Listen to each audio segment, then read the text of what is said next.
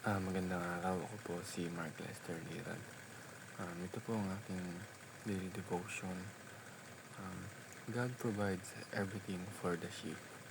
Tinalakay po ni Pastor Russell Ocampo sa 365 Daily Devotion.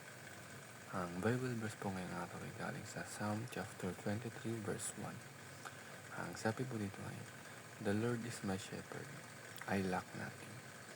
Ang ibig sabihin po dito is kapag ang Lord ang shepherd natin or leader ng buhay natin hindi tayo mawawalan dahil ang Lord is mayaman siya at dahil sa nag-uumapaw na kayamanan niya at kabutihan niya is sinishare niya to sa atin.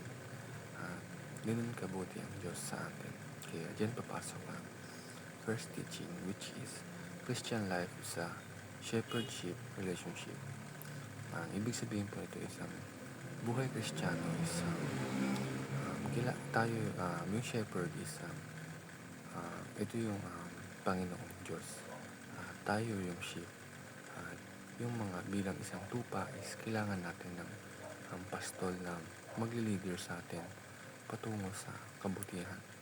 Kumbaga, magli-lead sa atin upang hindi tayo mapahamak dahil yun talaga dahil sa totoong mundo o sa realidad is yung pastol ang nagli-lead sa mga tupa upang hindi sila mapahamak or mapahamak sa ibang umatake sa mga tupa na ito. Ganoon din sa Panginoon. Pinaprotektahan tayo ng Panginoon dahil ayaw niya tayo mapahamak dahil sa kaaway.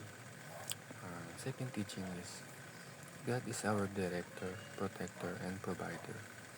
Ibig sabihin po ito is ang Diyos ang nagdidirect sa ating buhay. Kumbaga siya yung bibigay sa atin ng direksyon. At provider is siya yung nag-provide ng mga kailangan natin na basic needs na nag-provide siya sa atin ng blessings.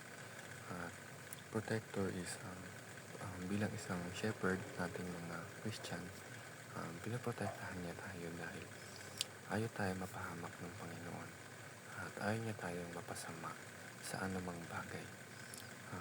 Ngayon kabait ang Diyos sa ating mga Kristiyano.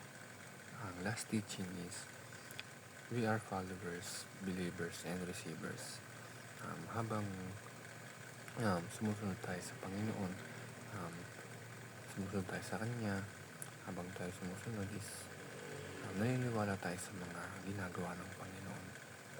Naniniwala tayo sa sakripisyo yung binigay ng Panginoong Jesus.